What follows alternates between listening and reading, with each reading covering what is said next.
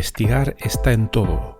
Soy Horacio Pérez y esto es Investigando la Investigación, un espacio para explorar la investigación sin límites ni fronteras más allá de áreas o etiquetas, porque nunca sabemos dónde puede llevarnos una idea.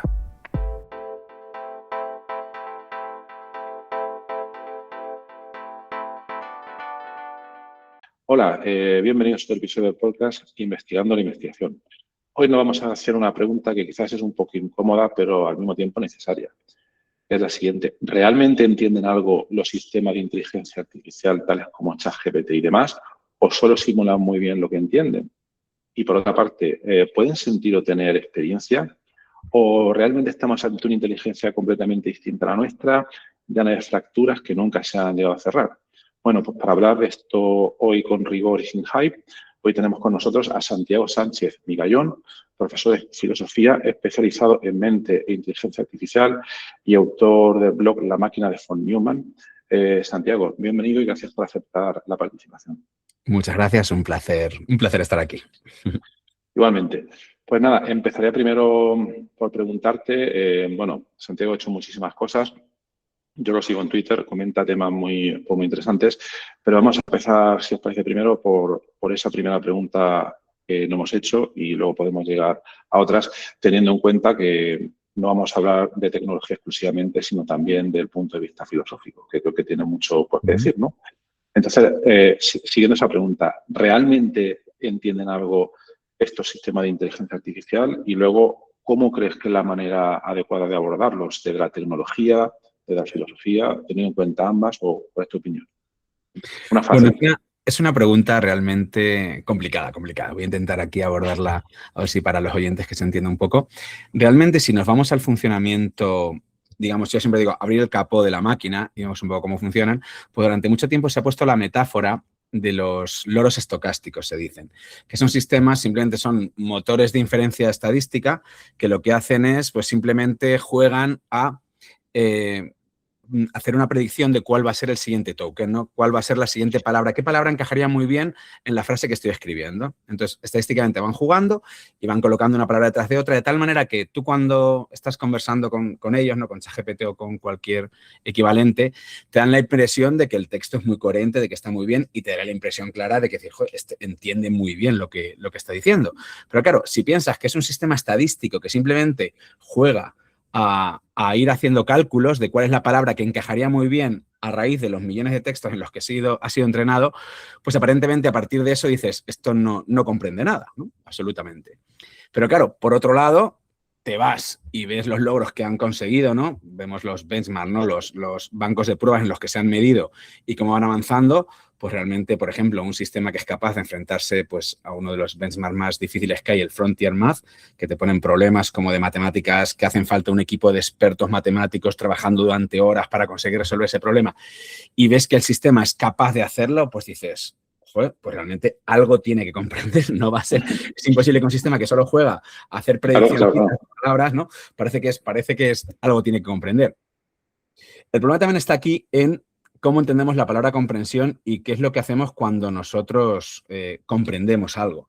Porque realmente, ya digo, yo creo que tampoco entendemos muy bien cómo comprendemos los humanos las cosas. O sea, definir ya lo que significa comprensión es complicado. ¿Qué es realmente comprender algo? ¿O cómo comprendemos los humanos?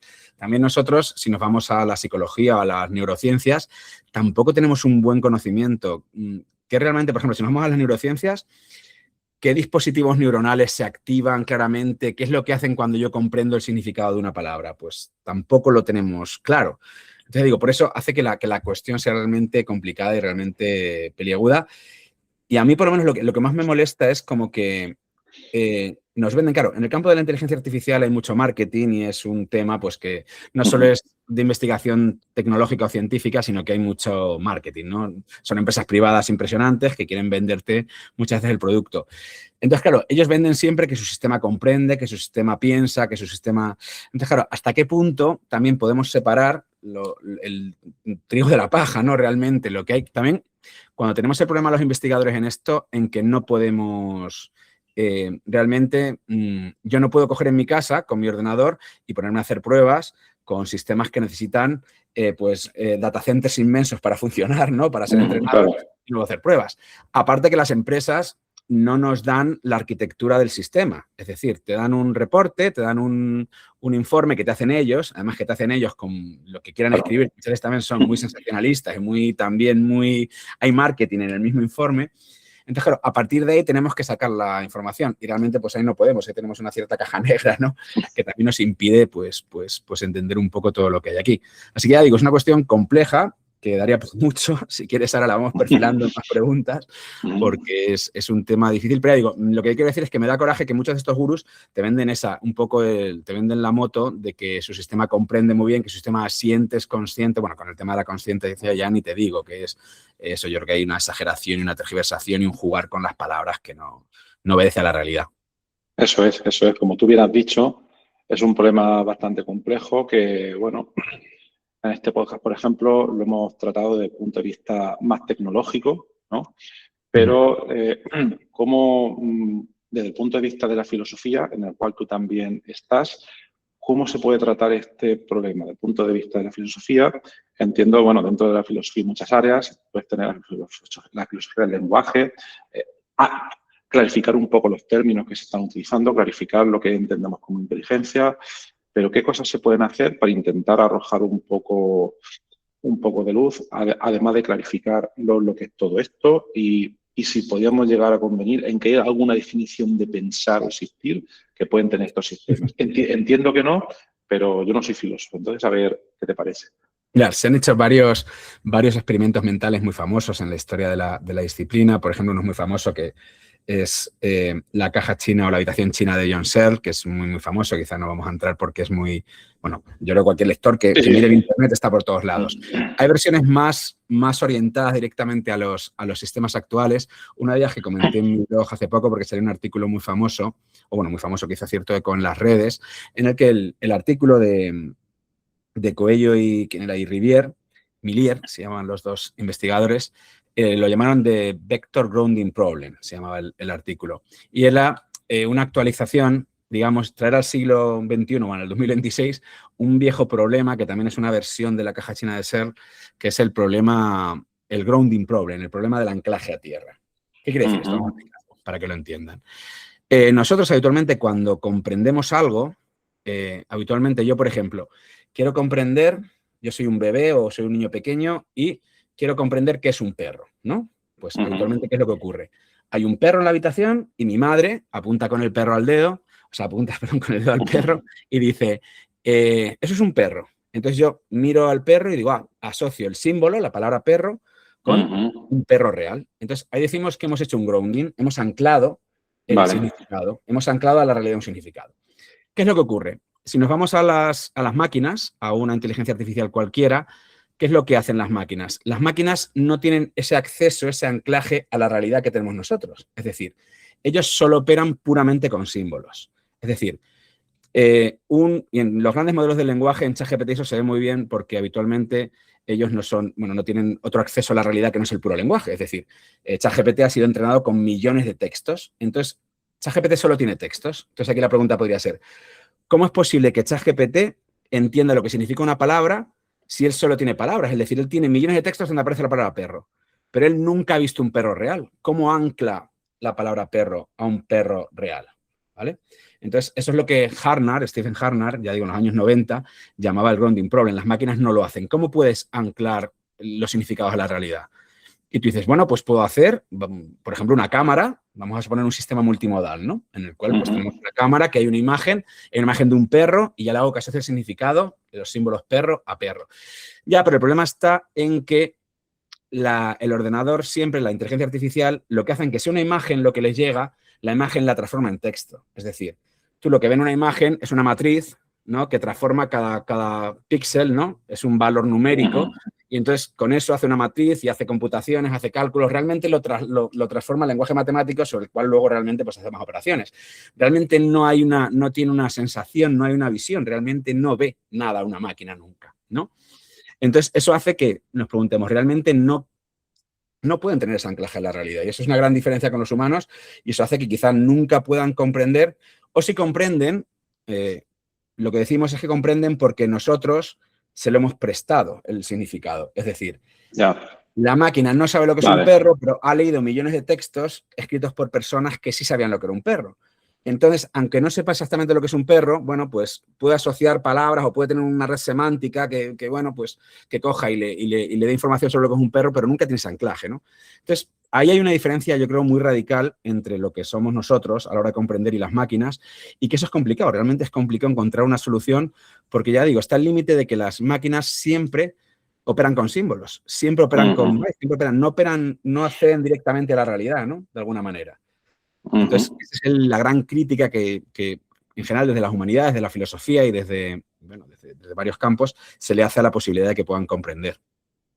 Vale. Entonces, por lo que estás diciendo, en este tipo de crítica ahora mismo se ve como algo irresoluble.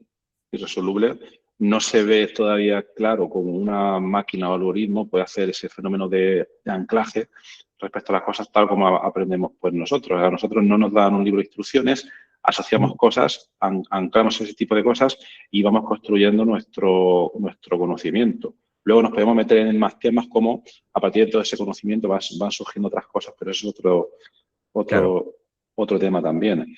¿Qué te parecería si ahora mismo, por una parte, de la noche a la mañana, viene Sam Altman o quien quieras y dice, no, mira, es que nosotros hemos descubierto el nuevo Transformer, que se llamaría de otra manera, y entonces ahora sí que sí, ahora no es simbólico, es computación biológica basada en ADN o cualquier otro sistema, y entonces ahora sí, ahora yo le pongo al ordenador igual esto y esto, y entonces ya asocia las cosas de otra manera. Si eso se pudiera producir, que seguro que esto está planteado en filosofía, es un experimento de pensamiento, podríamos decir que a partir de ahí tienen inteligencia o se tienen que dar además otras condiciones, tal y como nosotros entendemos lo que es la inteligencia y la conciencia. Claro, a ver, hay que distinguir mucho, yo creo, también entre lo que es inteligencia, comprensión, conciencia. Ya digo, son cosas muy diferentes. Yo, a la hora de atribuir inteligencia, sí que no tengo demasiados problemas. O sea, si entendemos una definición, digamos, también hay que tener en cuenta que, no obstante, desde la psicología, tú te vas y actualmente en la psicología, en la psicometría, digamos, en la rama de la psicología que se encarga un poco del tema de la inteligencia y de cómo se puede medir, no hay un acuerdo para definir claramente lo que es la inteligencia humana. De hecho, se habla de que hay muchos tipos de inteligencia, hay un debate entre si la inteligencia es algo único, algo general o hay muchas inteligencias diferentes. Por ejemplo, durante un tiempo fue famosa la teoría de las inteligencias múltiples de Garner. Ahora tiene poca base científica, luego ahora está en crisis, pero en general sí que se habla de que hay habilidades distintas. Entonces, ¿qué es realmente ser inteligente? Pues ya digo, en el ser humano es complicado entonces atribuírselo a otra cosa que no es un ser humano. Pero no obstante, yo, sin ser muy exigente, sí que acepto que es difícil negar inteligencia a una máquina capaz de, ya digo, hacer muchas operaciones que si la viéramos humanos diríamos habitualmente que ese humano es inteligente. Así que ahí ahí no tengo yo muchos problemas. Sí que ya digo, en temas de comprensión o sobre todo en temas de conciencia, ahí sí que veo un vacío. Yo en donde sí que veo que no hay ninguna salida ni veo nada por donde meterle mano al asunto, ni siquiera veo un proyecto de investigación fuerte que diga, mira, por aquí hay que tirar y vamos hacia la conciencia. Ahí sí que no veo absolutamente nada. Las máquinas ni sienten emociones de ningún tipo, ni, digamos, sienten el mundo. Tienen lo que los filósofos llamamos a las sensaciones, ¿no? Al sentir el color rojo de una flor, la estás viendo, ¿no? Pues en tu mente tienes el color rojo, ¿no? La estás viendo de alguna manera. Pues eso lo llamamos los qualia, se usa esta expresión. Y las máquinas no tienen qualia de ningún tipo. O sea, una máquina, por ejemplo, ve una rosa y no siente el color rojo, no ve el color rojo. Puede medir la longitud de onda de no sé qué para determinar el color, tal, puede tener almacenado, pero realmente el rojo no lo ve. No hay rojo en su mente, ¿no? No aparece como tú cuando la cierras los ojos, ¿no? Te pones a pensar en una rosa y ves el color rojo de alguna manera. Eso no existe en las máquinas, ¿no? Ya digo, no sienten deseos, no se ponen nerviosas. Todo el campo emocional, digamos, del subjetivo del ser humano, eso es absolutamente ausente en las máquinas y no hay, de hecho, ya digo, no hay programa claro que yo vea que diga, mira, por aquí sí que estamos cerca y no, ya digo, es diferente. Y ahí, poniéndome como abogado del diablo, ¿no? Y citando a Karl Popper y su metodología de intentar falsificar, vamos a suponer que yo tengo la hipótesis y que yo digo, bien, mi hipótesis es que las máquinas sí que pueden sentir y sí que tienen qualia. Bueno, entonces, tendría que hacer alguien que estuviera en contra de mi hipótesis o yo mismo como investigador científico tendría que hacer un experimento donde pusiera a punto el sistema para ver si realmente puedo demostrar. ¿Se han hecho experimentos de ese tipo para No. No. De hecho, lo que más se atreven a decir, que es lo que yo a mí me pone nerviosillo, es que directamente lo que dicen es, tú hablas con ChatGPT y le preguntas sobre temas que habitualmente una persona, que habría que ser consciente para hablar de ellos, por ejemplo, le preguntas, descríbeme este paisaje, ¿qué te sugiere emocionalmente este paisaje? Entonces dice ChatGPT, dice, pues este paisaje me inspira nostalgia, tristeza, me inspira la soledad, no sé qué, no sé cuánto, y tú dices, y dicen, mira, está diciendo que se siente solo, está hablando de emociones y de sentimientos subjetivos. No. Realmente lo que hace ChatGPT es está tirando de textos, de millones de textos donde se describe eso. No hay ningún sentimiento, no hay nada, porque tú mira, para que hubiera sentimientos, para que hubiera algún tipo de emoción, debería haber algún tipo de soporte biológico de algún tipo, algún sistema, o sea, algo que esté detrás. No pueden salir las emociones flotando de la nada. O sea, debe haber... Hay una idea, mira, yo siempre pongo el ejemplo que es, bueno, una versión creo que no sé si lo dijo John Searle también. Digo, mira, yo cojo mi ordenador y ahora mismo hago una simulación perfecta de un prado verde y pongo ahí una vaca. Y esa vaca la pongo a pastar y esa vaca es una simulación perfectísima de una vaca. Tiene a nivel los huesos, los músculos, el aparato digestivo, todo perfecto. Vamos a un nivel casi atómico. Es perfecto, ¿no? Y yo digo, vale, ahora quiero beberme un vaso de leche de esa vaca. ¿Puedo bebérmelo? No puedo. Podría ordeñar la simulación a la vaca, saldría una leche simulada, pero esa leche no me la podría beber, porque esa leche es simulada, es fruto de un cómputo matemático, es fruto de la pura computación del ordenador. Entonces, realmente si creemos que de ahí puede salir leche de verdad, estamos confundiendo lo que... Hay una expresión que me gusta mucho, es confundir el mapa con el territorio. Una cosa es el mapa, una gran simulación que tenemos de la realidad, ¿vale? Y otra cosa es que eso pueda ser real. Entonces, yo puedo simular a una máquina consciente. Yo puedo simular una máquina que por ejemplo, yo siempre digo, pones un robot que va por un camino y cada vez que se estrelle, le dices que por un altavoz diga, ¡ay, ay, ay! ¿No? Pues tú puedes decir, mira, simula dolor. Realmente, cada vez que se choca con algo, dice, ¡ay! Parece, o sea, si fuera un organismo normal, podría funcionar. Pero ¿realmente siente dolor esa máquina? No siente dolor de ningún tipo. No hay ningún tipo de emoción, de sensación de dolor. Simulación, claro. Es una simulación.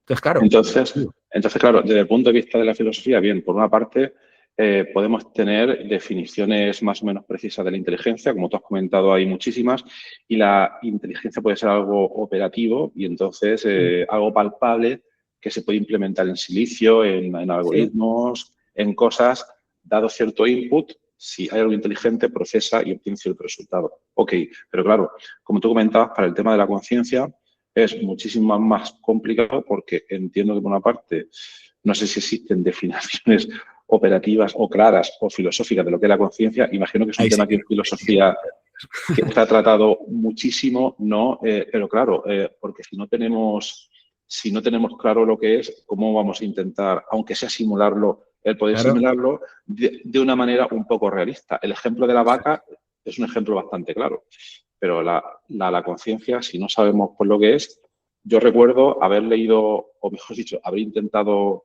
leer, hay un libro, el autor es Hofstadter, no sé pronunciar bien. Hofstadter, sí, lo conozco. Conocen, ¿no? Escher, Bach y Goldberg. Gödel, ¿no? Y Gödel. Exactamente. Lo tengo por ahí. Me costó muchísimo, yo creo que no pasé las 100 primeras páginas. Es un libro bastante duro, donde intento que te trata de dar una definición de la conciencia en cuanto que es un proceso así, a grandes rasgos, muy recursivo. Eso, muy autorreferente, ¿no? Esa idea de... Muy autorreferente, pero ella te está dando un mecanismo. Te está dando un mecanismo que se basa en hipótesis y en relación. Sí. Piensa que la autorreferencia sola es muy insuficiente. Claro, yo pienso, por ejemplo, pongo el ejemplo del móvil. Mi móvil aquí tiene conocimiento de sí mismo. Es decir, mi móvil, por ejemplo, tiene un indicador de batería. Mi móvil sabe de alguna manera cuándo la batería la tiene baja o cuándo la tiene alta, ¿vale? Es decir, tiene una cierta autorreferencia, tiene un autoconocimiento. ¿Eso implica que mi móvil sea consciente de sí mismo? No.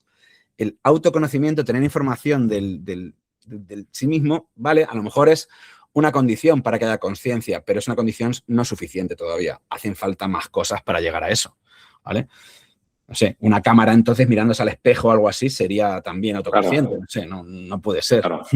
Todavía no es una condición, no es un modelo lo suficientemente preciso todavía como para poder Vale. explicar tal, a pesar de que el libro es muy denso, bueno, en ese caso concreto, y tiene sus cosas. Entonces, piensa, no sé si lo has leído tú, piensa la filosofía que si tuviéramos una definición o un modelo más preciso de lo que es la conciencia, sería algo más fácil de implementar, sabiendo las distancias, porque en los años 60, en los años 70 empezó a nacer el campo de la inteligencia artificial, pero los ordenadores no eran lo suficientemente potentes. A partir del 2010, las GPUs, etcétera, hay potencia y se pueden hacer cosas. Entonces, yo más que definición de conciencia, porque quizá hay veces que puedes, sin tener una definición suficientemente precisa, pero más o menos, porque todo el mundo, fijaos, la conciencia es una cosa extraña en el sentido de que si tienes que definirla, no puedes definirla, pero todo el mundo sabemos un poco, porque todo el mundo sabemos cuando tú estás durmiendo o cuando te has pegado un golpe en la cabeza y estás inconsciente y luego te despiertas, claramente sabes que tu conciencia ha empezado y que antes no estabas consciente. Es decir, la sabemos diferenciar muy bien en nosotros mismos. Yo sé muy bien cuándo estoy consciente de cuándo estoy inconsciente, ¿no? Entonces, realmente sí que tenemos un conocimiento intuitivo muy fuerte de lo que es la conciencia. Otra cosa es que sepamos definirla. Pero yo creo que aún así podemos tirar para adelante. Donde creo que está el problema, donde creo que está el agujero, es en el conocimiento que tenemos neurológico acerca de cómo el cerebro genera conciencia. Tenemos ahí hay un hueco de decir, vale, ¿qué conocemos del cerebro? Yo sé, por ejemplo, que cuando me pongo contento, ¿vale? Cuando tengo la sensación de estar feliz o de tener un sentimiento agradable, es, por ejemplo, que en una parte de mi cerebro ciertas neuronas han liberado un neurotransmisor. Han liberado serotonina o dopamina o algo así. Entonces, de repente, cuando en mi cauce sanguíneo hay muchas moléculas, ¿no?, de serotonina, pues de repente hay una sensación de felicidad. Pero claro, ¿cómo esas moléculas causan esa sensación en mi mente, ¿no? Pues desde que veo eso hasta que llega a la mente, ahí hay un vacío explicativo brutalísimo. No sabemos absolutamente nada falta muchísimo.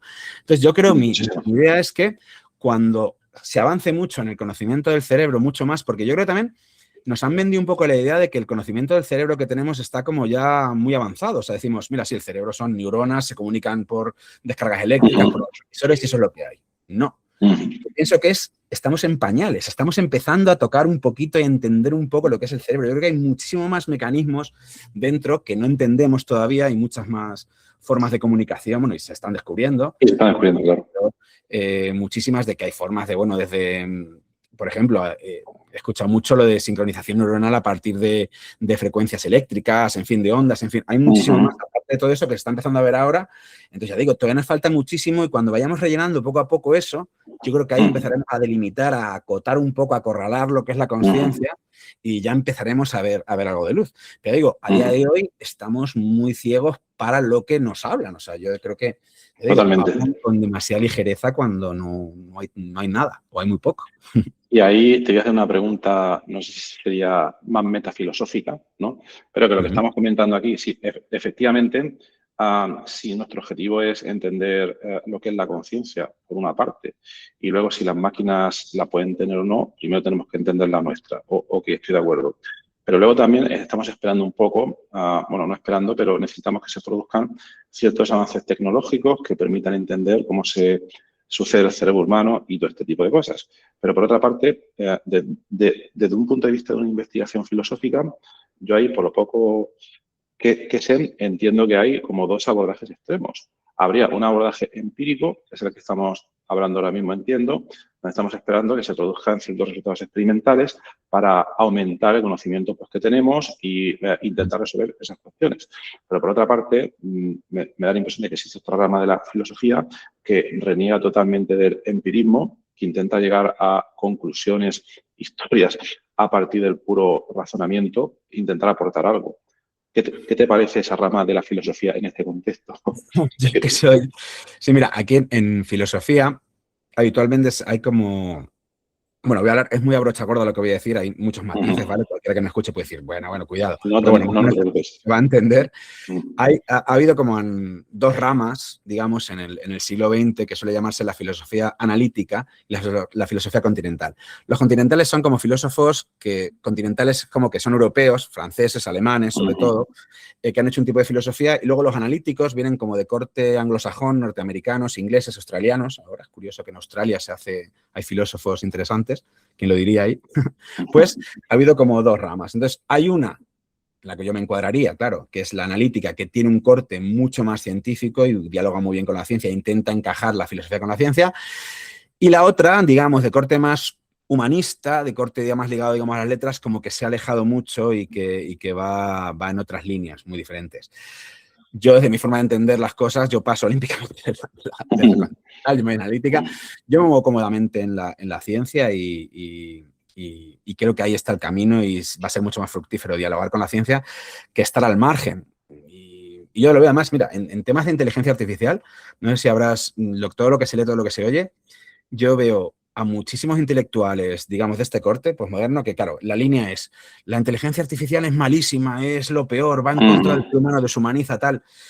Y realmente les veo también que eso, como van en esa línea, son como, no se adentran, no tienen un conocimiento técnico bueno de lo que es la inteligencia artificial, porque no se meten en eso, porque eso no es su campo, ellos están en otros rollos, pues llegan a unas perspectivas que son ingenuas y que son, no sé, no veo yo que sea la mejor perspectiva de intentar entender esto, ¿no? Entonces, yo creo, por lo menos en mi forma de entender la filosofía, si quieres hablar de un tema, tienes que ir al campo, si quiero hablar de redes neuronales artificiales, quiero hablar de inteligencia artificial, tengo que ir a los papers donde se habla de eso, intentar entender, empollarme eso, documentarme muy bien de lo que es eso y luego ya empezamos a filosofar. Totalmente. Que veo. Vale. Entonces, ahora entiendo de manera más clara tu postura, aunque me la imaginaba un poco, pero lo he dicho pues, de manera clara.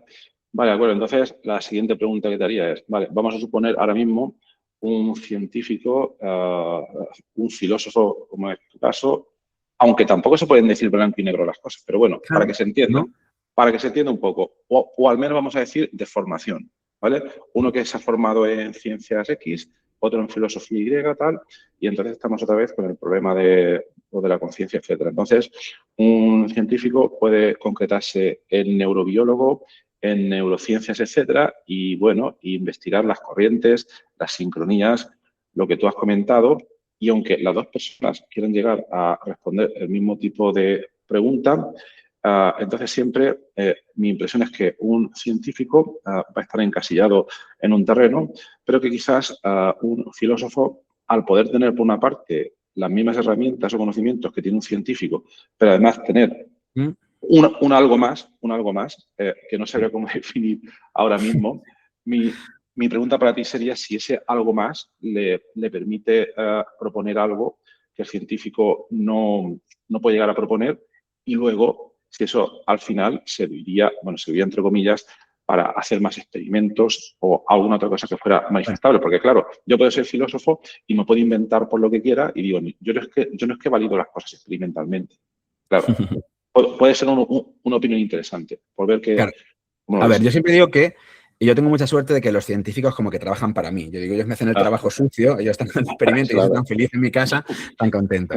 Pero eso no quita que tampoco yo pueda, digamos, decir lo que quiera. Digamos que yo diría que la filosofía en este sentido se mueve en el campo como más teórico, más conceptual, pero también la filosofía partes de los datos empíricos y luego tú das argumentaciones, que esos argumentos también hay que validarlos y también esos argumentos pueden ser mejores, peores, etcétera. Entonces yo creo que en este caso la filosofía lo que puede ayudar, que en ese sentido digo, no habría una demarcación clara, no había un límite claro entre lo que hace el científico y el filósofo. Si digamos, la parte un poco más especulativa, más conceptual, más teórica es la que es propiamente más filosófica y el trabajo, digamos, de campo es el más científico, ¿vale? Pero en ese sentido, pues cualquier científico, yo digo, no es filósofo también, en este sentido. No tienes por qué decir, no, ya hasta aquí puedo leer, yo me paro. Yo soy un científico, pero ya aquí paro de trabajar y que venga el otro, ¿no?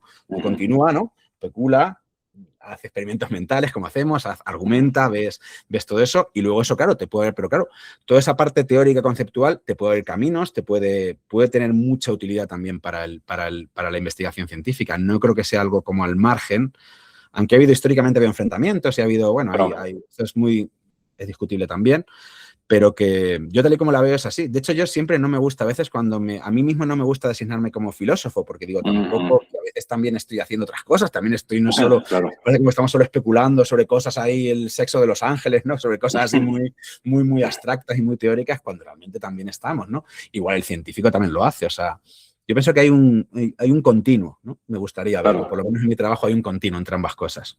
Yo estoy totalmente de acuerdo. Y ya hablando ya más por el trabajo que tú has realizado, tú tienes desde hace muchísimo tiempo un blog, desde el año 2009 creo, donde vas volcando un poco tus impresiones, tus análisis y todo este tipo de cosas. Conforme has ido avanzando en el tiempo, ha cambiado tu manera de ver todos estos temas, porque, por ejemplo, el tema de la inteligencia artificial, quizás podemos estar de acuerdo en que ha habido un pico o un punto de inflexión desde noviembre de 2022, cuando ChatGPT está disponible para todo el mundo, la percepción del gran público es otra. Entonces, bueno, por hablar un poco, ¿por qué te interesan tanto estos temas? ¿Por qué te interesa la divulgación, ya sea en redes sociales, ya sea en blog? Y también es sorprendente que a día de hoy gente siga blogueando, que a mí me parece bastante bien. También, ¿no? Eso estamos mal. Bueno, a mí el tema siendo un filósofo, a mí desde pequeño también, desde siempre, yo siempre digo, yo tuve cuando era pequeñito, me regalaron un Spectrum, un ordenadorcito así. Claro. Y el famoso Spectrum de 48K, que era en aquellos tiempos, y venía en el ZX Spectrum, venía aparte que valía para jugar, ¿no? Que metías en radio cassette, metías los juegos, tenía un compilador de BASIC. Entonces yo ahí dije, ¿qué es esto? Y ahí fue una explosión mental a mí de pequeño y flipé en la posibilidad de decir, adiós, que yo tengo un lenguaje de programación aquí que me permite hacer un montón de cosas, que esto no tiene límites. El límite está en tu imaginación, porque aquí puedes hacer de todo. Y entonces eso hizo que ya desde pequeño me interesara la informática y los ordenadores. Pero aparte, como filósofo, lo que me parece espectacular en el tema de la inteligencia artificial, aparte de la revolución social, ¿no? Y económica e industrial que nos va a llevar, es que te obliga a repensar las cosas. Por ejemplo, decimos la inteligencia. Ahora mismo tenemos que repensar otra vez qué es la inteligencia. La conciencia, tenemos que repensar otra vez lo que es la inteligencia artificial. Es un descubrimiento tal que hace explotar todo, ¿no? Y te obliga a repensarte como ser humano todo. Pero no solo eso, las relaciones. Dentro de poco tendremos amigos que serán inteligencias artificiales, parejas. Tendrás una novia que será inteligencia artificial. Entonces hay que redefinir qué es una pareja, qué es el amor, qué es el matrimonio, qué es todo. ¿No? Entonces te está obligando a repensarlo todo de nuevo y darle la vuelta a todo. Entonces a mí por eso me parece un tema apasionante. Siempre digo que es como el tema de nuestro tiempo. ¿Cuál es el tema ahora más importante, el que hay que prestar atención? Pues es la inteligencia artificial, porque ya digo, ha dado todo vueltas y entonces por eso por eso en mi blog me dedico a intentar divulgar, También en mi blog, por lo que hemos hablado antes, una de las razones por las que divulgo ahí es porque hay poca gente con mi perfil. Ya digo, los filósofos más, como digo, más de letras y están en otros temas. Y un filósofo que hable de inteligencia artificial, que hable de ciencia, que hable de tecnología, que hable de lo que hablo yo, no es tanto. Ahora sí, ahora con el tema de la inteligencia artificial sí que hay mucha gente que se ha unido al carro y hay muchos más que antes, ¿no? Porque ya el tema ha explotado. Pero ya digo, durante un tiempo no había gente y yo digo, hace falta ese nicho, lo tengo que llenar yo porque no puede ser que no haya. Tienen que haber más y debería haber más gente como yo creo. Claro que sí. en ese punto. ¿Y cómo es la receptividad del público? Porque, claro, si uno divulga ingeniería sobre informática, inteligencia artificial pura, pues tienes un público determinado. Si intentas hablar de aplicaciones, tienes una cosa. Si te pones a hablar de filosofía analítica o filosofía continental, vas a ser un público todavía mucho más nicho, quizás mucho más académico, pero, claro, como te he dicho, al mezclar un poco esos dos mundos, no sé qué tipo de público puedes tener, que me parece bastante bien. Claro. Sí, mira, ha habido un bajón terrible y es por el tema de los blogs, porque durante un tiempo se leían mucho más blogs y yo, de hecho, mi público, yo estuve contento durante mucho tiempo, rondaba habitualmente cada día, aunque no publicara, había 400 y pico visitas, había el blog y cuando publicaba llegaba a 7.000, cosas así, que para un nicho tan pequeño, digamos, estaba encantado de la vida. Pero sí que he notado que en los últimos años ha bajado bastante. Y es porque ya los blogs, la gente yo creo que ha cambiado y hace podcasts, la gente ha cambiado y hace vídeos de YouTube, hace tal, pero me da coraje porque digo, muy bien. Si dejo de hacerlo es como que me he rendido quiero la lectura, quiero que la gente siga leyendo y quiero que la gente siga leyendo cosas duras y cosas ahí así, ¿no? Divulgación dura como hago yo y me da como un poco de pena. Quizá más adelante cuando acabe con cosas que estoy haciendo, quizás sí que luego más adelante, pues a lo mejor me anime un podcast o me anime YouTube o me anime a otros modelos que tengan más seguimiento para hacer más efectiva la divulgación. Pero ya digo, he querido resistir ahí como último bastión de que la gente lea algo, ¿no? Que Muy no se bien, pase tan pues rápido a...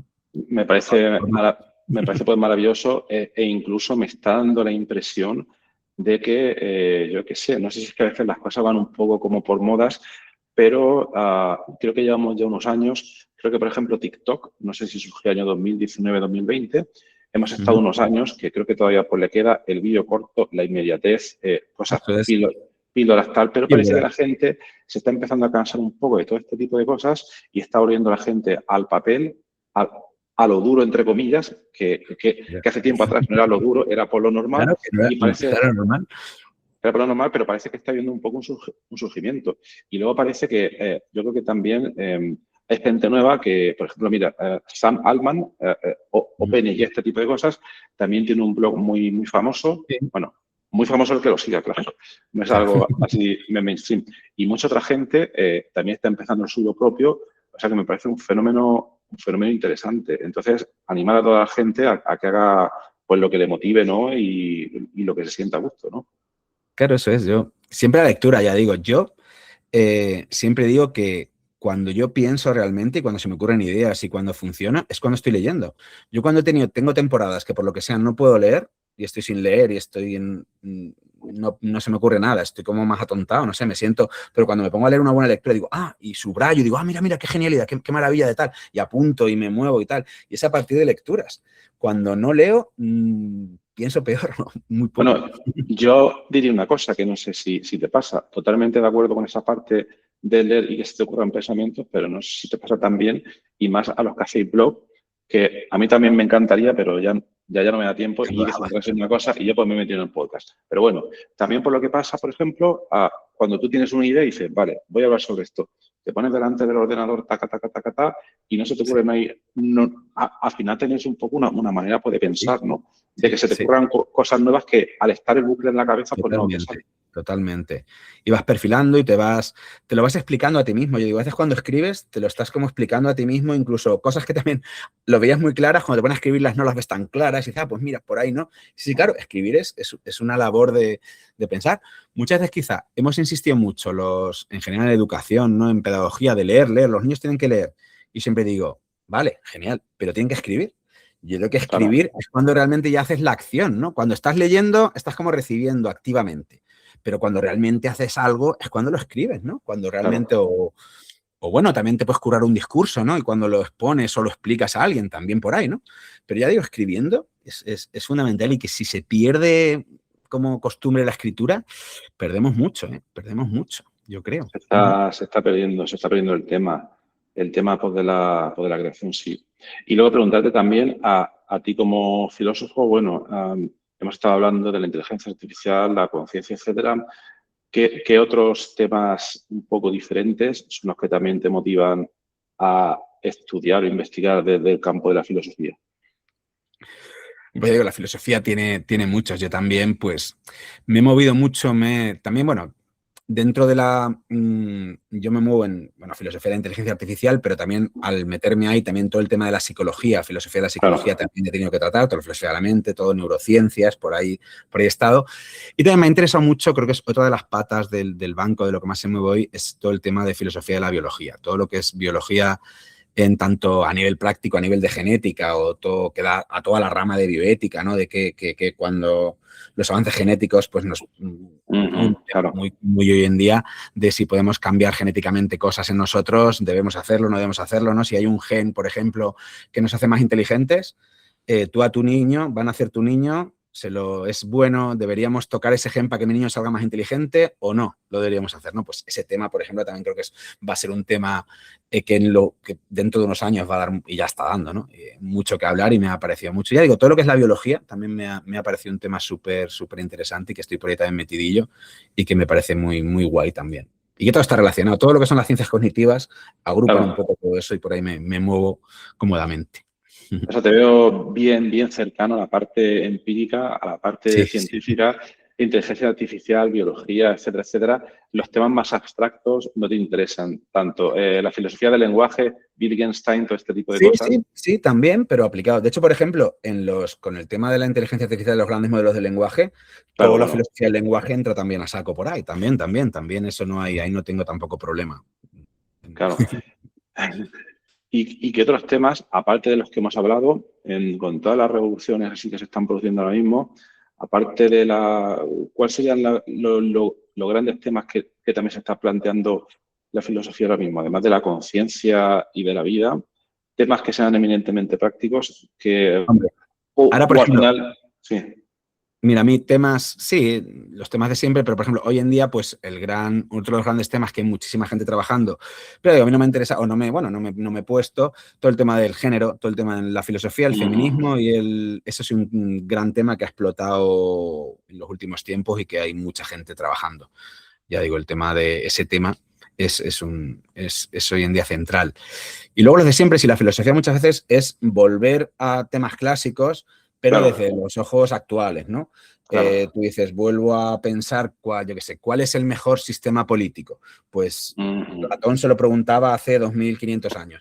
Pues yo me lo pregunto ahora ya a partir de la actualidad, de cómo veo lo que se está moviendo en la política actual, qué sistemas hay hoy en día, todo lo que sabemos, ¿no? Pues es otra vuelta de tuerca. Es como volver una y otra vez y actualizas, ¿no? Haces ya un Platón 2.0, ¿no?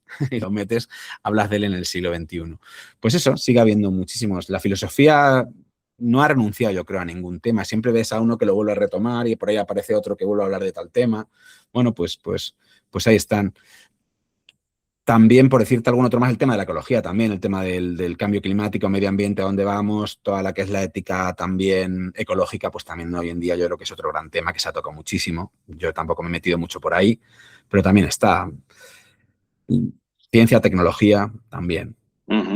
No, por lo que dices, no recuerdo dónde lo he leído, que alguien comentó que al final toda la filosofía, me parece muy simplista, pero que como que toda la filosofía era anotaciones o notas al margen de lo que ya dijo Platón. Sí, eso lo dijo Whitehead, ¿no? Un filósofo inglés. Sí, eran como eso que Platón. Sí, es que si lo miras, tú te vas a la República de Platón y en el fondo todo está hablado ya, todo está dicho. Todo. Claro, no es lo mismo la visión de alguien de hace 2500 años que con lo que sabemos ahora y con lo que se puede aportar. Pero bueno, ya digo, es volver a formulártelo, pero ya digo, con nuevos ojos y da pie mucho. Todavía se puede decir mucho nuevo. Es que lo que me sigo preguntando, ahí es un poco insistente, pero igual que en ciencia todavía quedan algunos resquicios donde puedan surgir cosas nuevas. Me explico, por ejemplo, si estuviéramos a finales del siglo XIX, habían fenómenos que la ciencia no podía explicar, la radiación del cuerpo negro y ciertas historias, y luego ya vinieron los físicos cuánticos y surgió una revolución, etcétera. Entonces todavía hay cosas, no existe todavía el famoso modelo estándar que describe la naturaleza, todo este tipo de cosas. Entonces yo siempre, a los que sois filósofos de formación, siempre les hago la misma pregunta. Oye, ¿no hay algo que aunque Platón ya lo haya dicho todo, no hay algo por ahí tal? No sé, es un poco una obsesión que tengo un poco. Y entonces también... Sí. No sabría. Algo que no se haya... No, es que eso es distinto en la ciencia. Y ya te digo, creo que en la ciencia ahí discrepo un poco de la visión que muchas veces se tiene. He visto mucho esta idea de que la ciencia va avanzando y como que ya queda poco, como que hay ámbitos que dicen, este ámbito está como agotado y queda poquito, pero ya no. Yo creo que hay explosiones, luego hay cambios, hay revoluciones y se encuentran ámbitos nuevos de la realidad que pega una explosión. Por ponerte un ejemplo, con el genoma humano. Durante mucho tiempo se desveló el genoma tal, ya tenemos los genes, ya en breve vamos a ver tal y cual, y luego de repente se vio, pues no, nos queda mucho, llega toda la epigenética, ¿no? Los genes depende de tal, bueno, y muchísimo más, ¿no? Entonces, claro, como digo, creo que la ciencia cuando va, luego todavía le queda muchísimo, ya digo, todavía yo creo que le queda muchísimo. Pero no sé, en filosofía temas que todavía, no sé. No queda ningún hueco todo, por ahí, ¿no?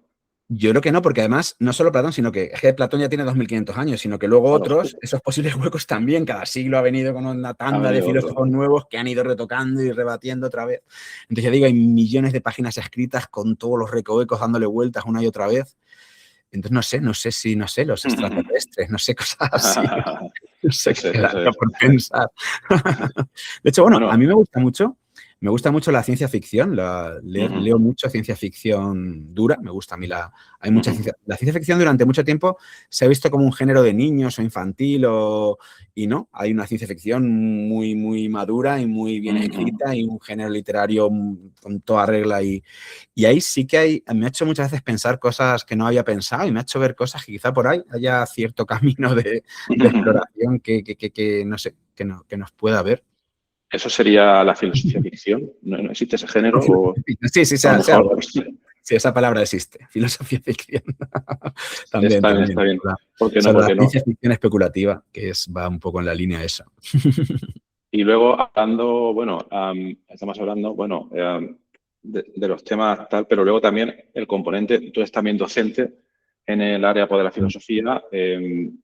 Obviamente, si te hago la pregunta de cómo es el panorama a día de hoy, a la hora de explicar estos temas, no sé, entiendo que debe ser un poco árido porque a día de hoy explicar cualquier tema con tanta distracción tecnológica, ¿no? Pero ¿cómo ves a la juventud actual a la hora de recibir todos estos temas tan filosóficos? Pues bueno, no obstante, yo creo que muchas veces nos ponemos muy catastrofistas, como hay mucho discurso de la educación está fatal ya, y creo que es cierto que hay algunos aspectos que se han empeorado y hay cosas que están peor, pero luego, como siempre, yo en todas mis clases siempre tengo un grupo de niños, como siempre, que son buenos y que tienen interés y que les gusta y que les llama la atención cualquier cosa, y entonces ahí siempre captas a gente. Luego, no sé, hombre, yo siempre digo como que ha pasado un poco... yo siempre digo, antes había como más clase media, es decir, no sé si te acordarás, cuando nosotros íbamos al instituto, yo me acuerdo que había un grupo de 4 o 5 en la clase muy buenos, luego 4 o 5 nefastos, que les quedaban todas, y luego mucha clase media que iban tirando, les quedaban 1, 2, ¿no? Pero más o menos tiraban. Pues ahora digo, no, se ha hundido la clase media, como que hemos entrado al tercer mundo, ¿no? Ahora tenemos unos poquitos buenos, otros poquitos normales, como si dijéramos, y luego muchos muy malos. Madre mía. Se ha venido esto un poco, ha habido como un movimiento tectónico que ha hecho eso. Entonces sí que hay problemas. Pero bueno, ya digo, en general yo, además, muchas veces si lo explicas bien y consigues hacerlo cercano, se pueden conseguir que a los chavales les interese. No lo veo tan mal como muchos analistas, ¿no? Que nos dicen que esto está fatal. No está tan mal, yo creo. Hace un año aproximadamente estuvo aquí en el podcast otro filósofo, era un filósofo de la mente, de aquí de Murcia, no me acuerdo del nombre, tengo muy mala memoria, y nos comentó que él utilizaba el aula como el laboratorio que tiene el científico para tal, él lo hacía para testear ideas filosóficas y le gustaba mucho porque el feedback que le daban por los alumnos le ayudaba a cuestionar sus ideas, a cambiarlas, etcétera, etcétera. Es una buena práctica. Es buena idea. Interesante. ¿Y qué le recomendarías? Bueno, imagino que, no sé si del grupo este que tienes, luego hay algunos otros que quieren seguir sus estudios más largos de filosofía en la universidad. ¿Qué les recomendarías a esos? ¿A los que quieren estudiar filosofía, te refieres? Sí, sí, a los que quieren seguir adelante en esa vía. Pues bueno, yo por ejemplo recomiendo, creo que una buena formación consiste, yo me haría, pero claro, desde si quiero hacer como un poco, lo que yo haría con mis ideas sería, yo me haría una carrera de ciencias, yo me haría una física, unas matemáticas, una química, y luego estudiaría filosofía. Después, Ajá. yo tenía una Muy formación bien. fuerte en algo y también de letras, ¿vale? También no vamos a pobrecitos, también gente puede estudiar una filología, una historia, puedes estudiar también otras materias y luego después haría la filosofía. También si quieres, pues, pero yo creo que tener la formación en algo así primero inicial y luego la filosofía me parece un camino interesante, más que quizá empezar directamente con la filosofía. Es interesante porque, desde mi punto de vista, por una parte, ya tienes la formación de esas ciencias duras Eso es. y ya tienes Y un luego camino, claro. y ya te da para que esas ciencias duras vas a tener material, como digo, ya tienes material hecho para tú luego pensar y con la madurez ya de haber estudiado una carrera, de ya tener una edad, de haber estudiado e investigado, meterte en la filosofía con esa madurez y con esa ya, pues puede ser, yo creo, interesante y te puede dar una perspectiva fuerte y unas... A mí me gustaría, ese camino me parece que está bien, El único posible problema, entre comillas, que podría haber sería una ausencia de imparcialidad porque ya vendrías del tronco de la ciencia, del empirismo y todo este tipo de cosas. Entonces, cuando quisieras interesarte por ciertos temas más abstractos, pues a uno le costaría también imagino. Sí, claro, yo hablo desde mi perspectiva. Claro, Pero, claro. Quizá puedes ver otras. ¿No? Este camino yo creo que a mí me parece que sería fuerte. Pero vamos, ya digo. Otro filósofo te dirá otra cosa completamente diferente y perfecta. Yo hablo de mi experiencia. Y como debe ser. Muy bien, Santiago. Pues nada, apreciamos mucho tus opiniones, la conversación tan interesante que hemos tenido contigo, que en días como estos es muy necesaria, en día que nos invade el hype, todo este tipo de cosas, es muy importante. Y nada, y te animamos a que sigas publicando y divulgando sobre estos temas y a ver si dentro de poco la gente vuelve a los blogs y vuelve a crecer, porque es un medio importante. Hay que volver a leer y escribir, de que sí. Eso es. Pues nada, ha sido un placer. Se me ha hecho muy corto, muy cortito. Digo, ya se ha acabado. Ya se ha acabado. Intentamos respetar siempre la hora para los oyentes, para que no nos abandones. Para que no se abandonen y que dure justo el tramo de autobús entre Murcia y Alicante, por ejemplo. ¿No? Perfecto. Porque luego le pasa a la gente también que me lo han comentado, que a lo mejor le gusta el episodio, pero luego se tiene que bajar del tren o algo y luego pues les da pereza continuarlo porque han perdido el gancho. Pero bueno, Santiago, un placer y hasta la próxima. Pues igualmente, pues hasta la próxima. Perfecto. Venga, chao.